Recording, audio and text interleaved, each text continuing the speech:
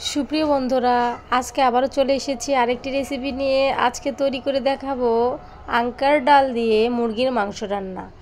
তো চলো তাহলে তৈরি করে ফেলি ডাল দিয়ে মুরগির মাংস রান্না।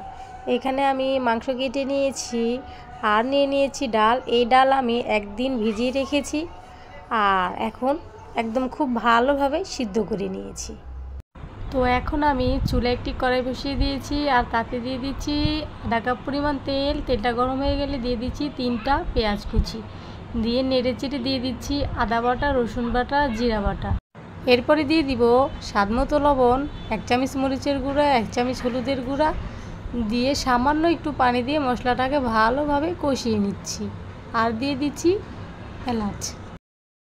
মশলাটাকে আমি খুব ভালোভাবে কষিয়ে নিয়েছি। এখন আমি মাংসগুলো ধুয়ে নিয়েছি, সেই মাংসগুলো দিয়ে দিচ্ছি। মাংস দিয়ে নেড়ে চেড়ে মাংসটাকে আমি একদম ভালোভাবে কষিয়ে নিচ্ছি। মাংসটা কষানো হয়ে গিয়েছে, এখন আমি দিয়ে দিচ্ছি সিদ্ধ করা ডালগুলো দিয়ে নেড়ে চেড়ে দিয়ে দিচ্ছি একটু পানি। এতে আমি 2 কাপের মতো পানি দিয়েছি। এখন আমি এই ডালগুলো একটু ভেঙে নিচ্ছি, কিছু আস্ত থাকবে আর কিছু ভেঙে যাবে।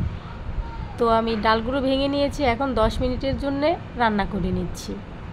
জালটা কিন্তু আমি মিডিয়াম আঁচে রেখে 10 মিনিট রান্না করে নিয়েছি। তো তৈরি হয়ে গেল আমাদের ডাল দিয়ে মুরগির মাংস রান্না। এই রান্নাটা কতটা মজাদার তা অবশ্যই একবারই তৈরি করলে বাসায় বুঝতে পারবে। তোমরা অবশ্যই একবার হলেও ট্রাই করবে। ভিডিওটি ভালো লাগলে লাইক, কমেন্ট, শেয়ার করবে। আজ এতটুকুই। আল্লাহ হাফেজ।